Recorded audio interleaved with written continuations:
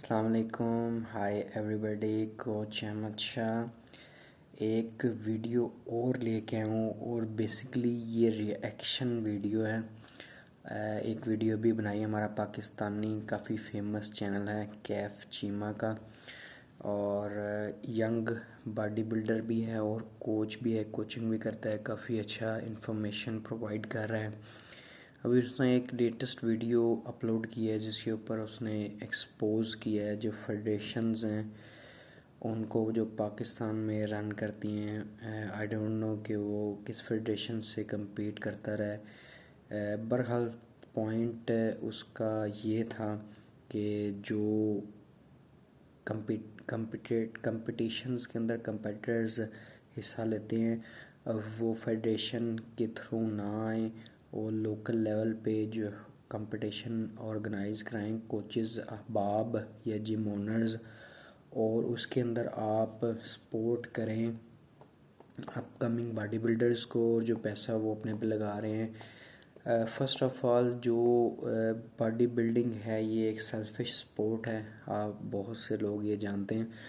और दूसरी ये है कि बॉडी बिल्डिंग के अंदर हमेशा से ये एक रीत और रवाज रहा है। अगर आप 99 का ओलंपिया देखें तो फ्लेक्स व्हीलर जो है वहाँ कंप्लेंट करते नज़र आए रोनी कोलमैन से जब वो हारे।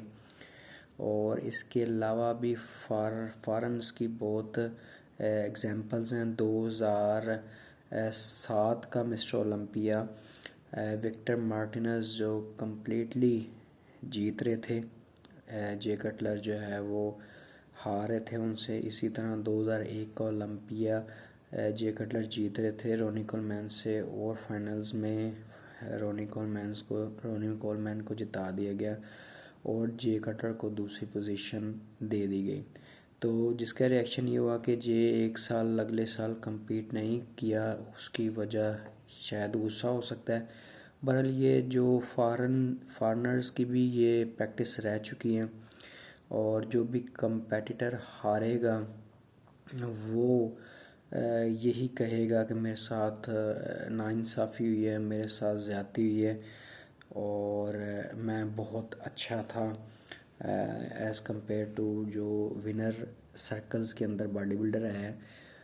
तो ऐसी बात नहीं है, जो जजेस अहबाब हैं उनका एक्सपीरियंस है, आप कदर कीजिए। अभी जो डाउनफॉल है जो पाकिस्तान बॉडी बिल्डिंग इंडस्ट्री में जो आया है उसकी मेन वजह ये है कि जो स्टूडेंट्स हैं उन्होंने रिस्पेक्ट करना छोड़ दिया अपने जो एल्डर्स जो चैम्पियंस रह चुके हैं उनकी, और जो जजेस अहबाब हैं उनकी।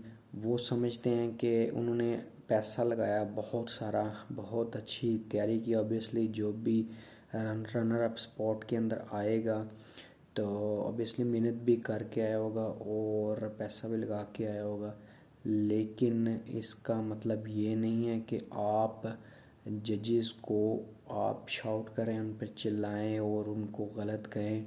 ये कहीं की भी प्रैक्टिस नहीं। अगर आप ये प्रैक्टिस करते हैं तो डेफिनेटली बैन लगता है मेरे भाई।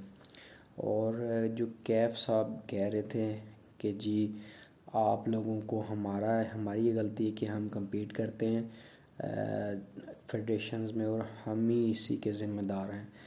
तो कंपटीशन का मज़ा ही तब है जब वहाँ आपको डिफरेंट जो कंपेटिटर्स हैं वो तैयारी के अंदर आए हों और फुल जो है ज़ोर लगा के आए हों। तो ऑब्वियसली किसी एक ने तो जीतना होता है, जो जीतेगा उसको बहुत सारी मुबारक। ऑब्वियसली वो डिज़र्व करता होगा तभी जीता है। जजेस ने अगर उसको पहले नंबर पे दिया है तो उसकी कोई वजह होगी, रीज़न होगी कि वो जीत रहा होगा। जो बहुत से जो नए जो बने हुए हैं, जो अपने आप को समझते हैं गुरुज़ कह लें या कोई आप कुछ भी कह लें, वो समझते हैं कि नहीं जो हमारा एथलीट है वही सबसे अच्छा और भारी है। तो इसकी एक और मिसाल जो है ना, आपने देखा होगा कि मिस्टर ओलंपिया पाकिस्तान का कंपटीशन हुआ था जिसके अंदर वकास तारिक और यासिन खान का टाइटल फाइट हुई थी। तो जो बहुत से अहबाब थे वो जिता रहे थे वकास तारिक को। ऑब्वियसली मेरे से भी लड़कों ने आके मुझे वीडियो दिखाई। अब मैंने देख रखी थी वीडियो, तो मैं आपको पता है इन टच तो हूँ ही स्पोर्ट्स से। तो जो रिज़ल्ट मेरे नज़र से या एक आप कहने के एक मेरी आई से वो उसके मुताबिक यासिन खान जो है ना वो ज़्यादा शार्पर थे और अच्छी कंडीशन उनकी थी। ऑब्वियसली वकास तारिक भी बहुत अच्छी कंडीशन में थे और बिल्कुल थे, लेकिन ओवरऑल जो अगर बैलेंस सिमेट्री प्रोपोर्शन और जो जो थिकनेस अगर आप उसको कंपेयर करें तो यासिन खान ऑब्वियसली विनर थे। तो बहुत से लोग इस बात से इत्तेफाक नहीं करेंगे। बहरहाल जो मैटर करता है वो यही करता है कि आप तैयारी करें, आप रिस्पेक्ट करें एल्डर्स की, आप कंपटीशन में आएँ।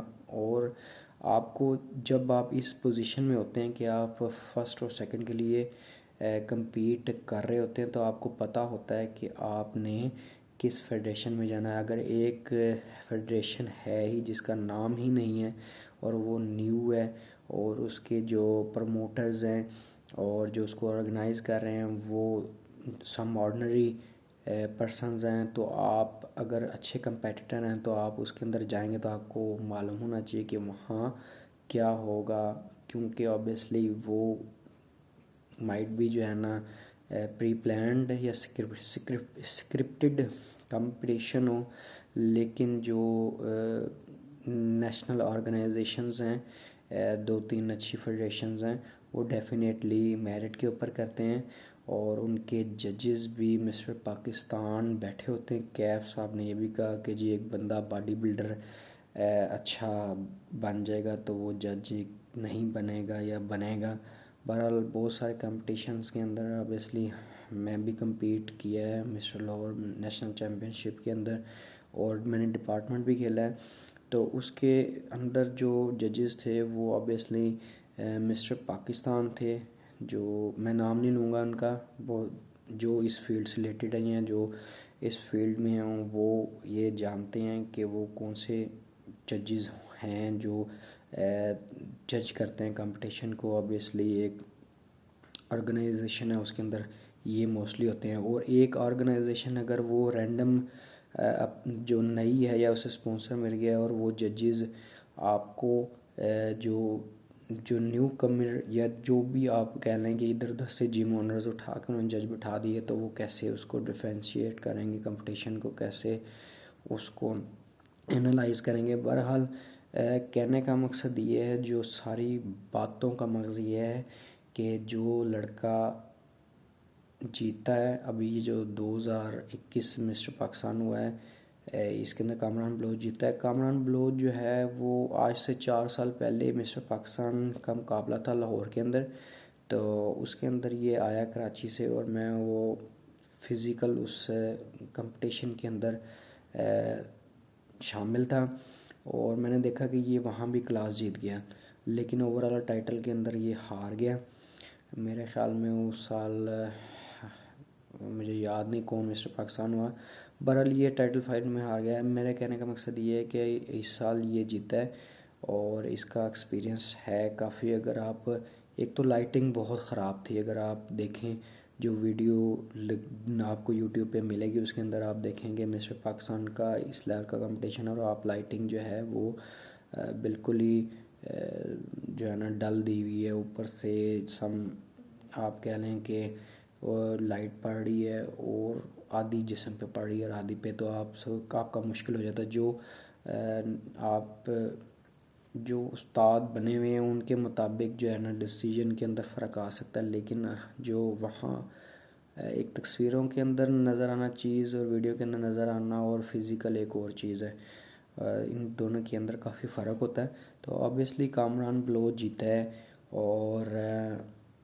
मे बी के